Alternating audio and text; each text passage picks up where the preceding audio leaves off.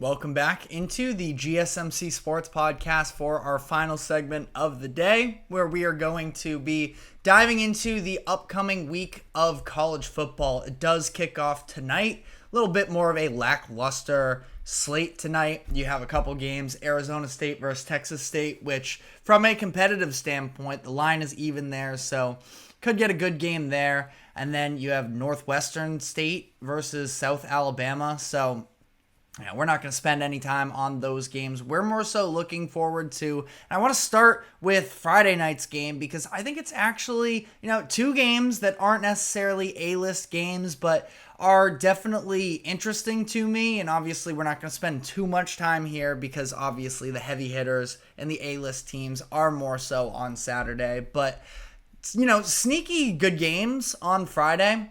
Could be one of the best matchups of the weekend in Arizona at Kansas State. It is one of the two matchups between ranked teams this weekend, other than BC versus Missouri, which I don't really have a lot of confidence in being a great game from Massachusetts. So it would be awesome to see BC actually, pull off what would probably be the biggest win of my lifetime, but don't necessarily see that happening, although Missouri's offense has looked a little bit slow out of the gates there. But, as for this Arizona-Kansas State game, two of the top teams in the Big 12, this won't actually be classified as an interconference game because of the time it takes for realignment. But for anybody who hasn't watched Arizona this year, Tet McMillan is one of the best, in my opinion, probably the best wide receiver in the country as a whole and one of the best overall players in the game.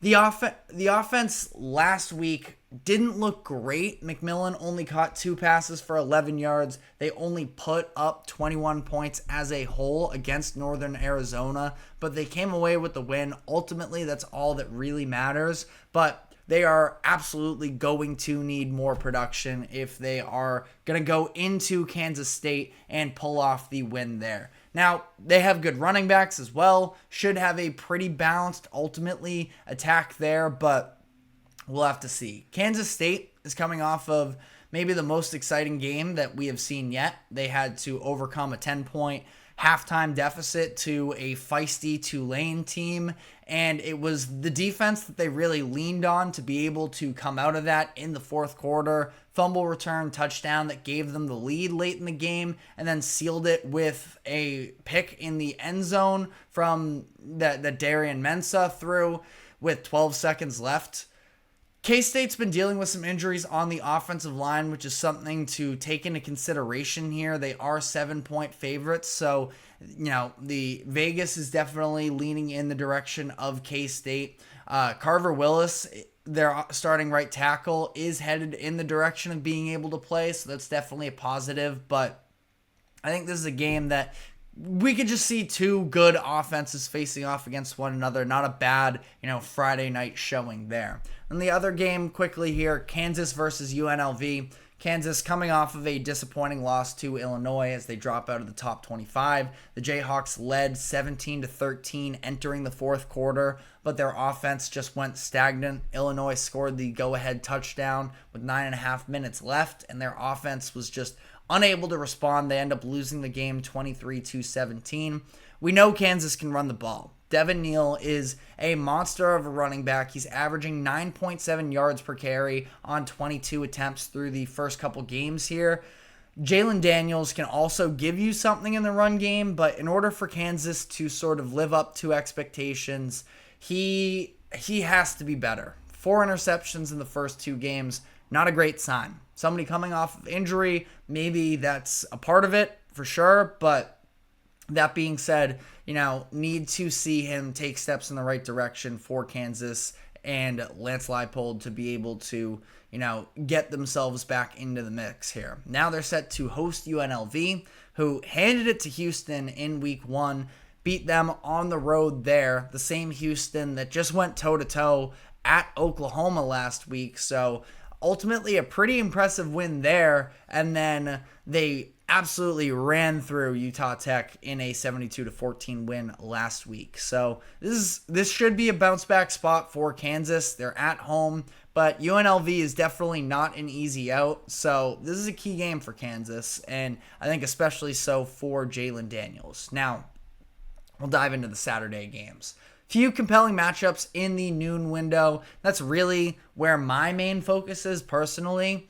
Alabama at Wisconsin, LSU at South Carolina, and Memphis at Florida State. Bama, Wisconsin, if you watched the USF versus Bama game last week, the final score, or if you didn't watch that game, the final score lies to you a little bit. It was a 21-16 game halfway through the fourth quarter before Alabama was able to rattle off 3 quick touchdowns with some explosive plays. Ryan Williams in the air, Jam Miller on the ground. But that has sort of been the consistent theme with Bama since Jalen Milroe has taken over, that they are sort of reliant on those explosive plays. And we haven't really seen these methodical drives yet, which is something that is definitely going to need to change. If Wisconsin is able to sort of limit those big plays like that, then, and you're making Bama actually drive down the field on you, I think there's a lot more room for mistakes, because mistakes were a big part of why that USF game was even close. Bama was flagged 13 times for a total of 120 penalty yards. They hurt themselves with negative plays, 3 turnovers off of 3 fumbles. So, Bama definitely needs to clean themselves up. It's definitely possible, but, this is sort of, again, where we talk about this idea of Jalen Milroe. What can he bring you a consistency at that quarterback position? We know he can let it rip. They now seem to have, their next explosive, game-breaking wide receiver in Ryan Williams, but ultimately, there are still real concerns with Jalen Milroe for whatever it's worth. But on the other side here, if Wisconsin wants to win, it is limiting those explosive plays, and Tyler Van Dyke is going to need to take advantage of what is still a pretty inexperienced secondary in Bama. Now, they always have the recruits and such, and I'm sure a lot of these players will turn into big-time players for them, but ultimately, there's not a lot of starting experience there, and ultimately, I think that it's something that can be taken advantage of. I don't know if Wisconsin's necessarily the team to be able to do so, but it is something to take into consideration. And Tyler Van Dyke is going to have to sort of test Bama downfield and, really show out for them. LSU versus South Carolina. At this point for LSU, not a whole lot of wiggle room for them after losing the season opener to USC, a game that I think that they should have won, but ultimately let it slip away from them.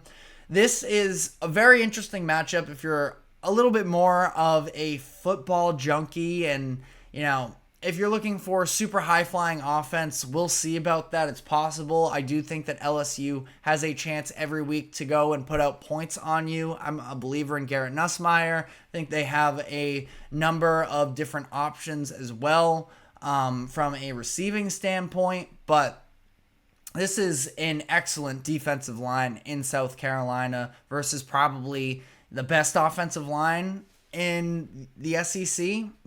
I'd say best O-line versus best D-line in the SEC.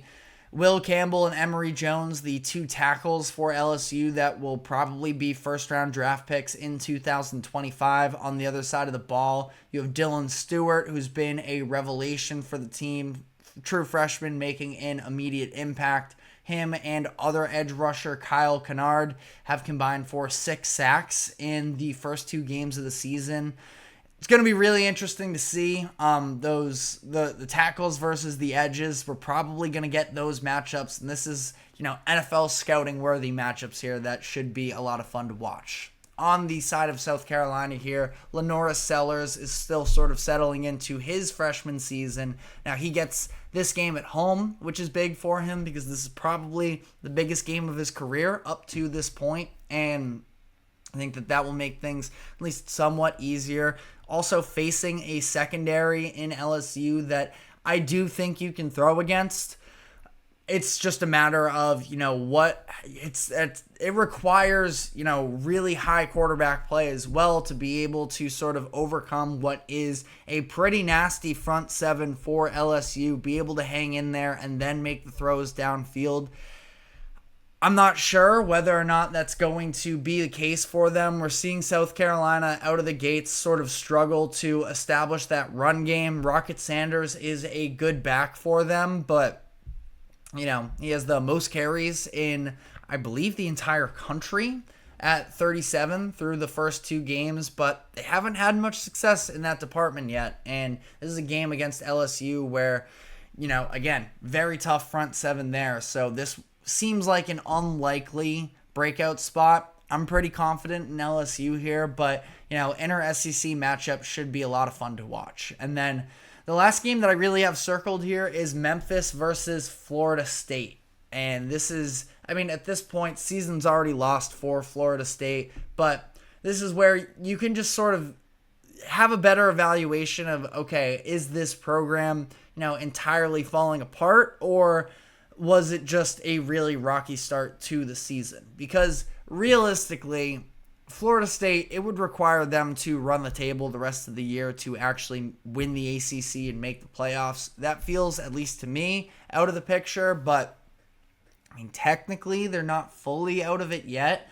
And I'm just curious to see, what types of developments and adjustments that Florida State can make, because the way that they came out of the gates this season was just entirely unacceptable against 2 teams that just ran the ball down your throat. And we talked about this before. They're good rushing teams, both Georgia Tech and Boston College, but that they're coming into that game with the intent to run the ball. And being unable to stop that is truly just unacceptable, in my opinion. And obviously, the personnel isn't as good as it was last year, where defense was the calling card of the Seminoles, and the offense hasn't lived up to expectations. Obviously, DJ Uiagalelei shoulders a lot of the blame, but it goes beyond just him not being as good as sort of people were hoping to expect there. They've gotten no production out of the running game, even though I think that Lawrence Toafili and Roydell Williams are 2 good running backs.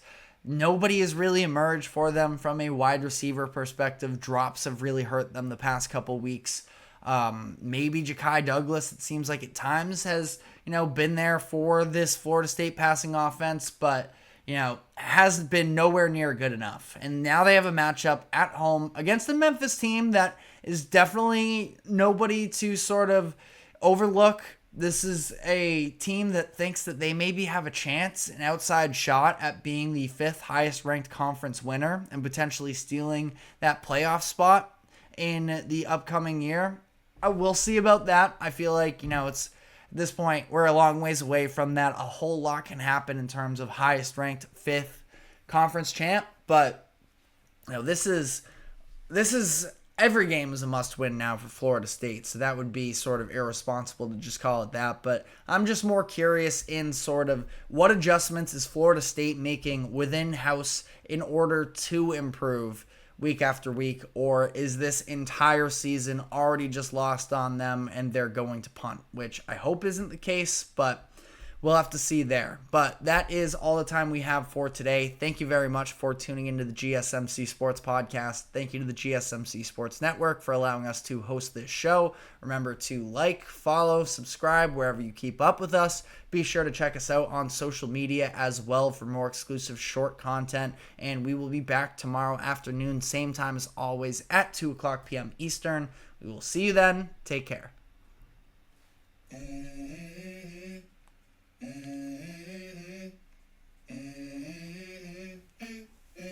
Let's go. I wake up to a little bit of drool on my pillow, feel like it's gonna be a bad day. Yeah, I'm tired of shit, and the coffee ain't hit yet, damn.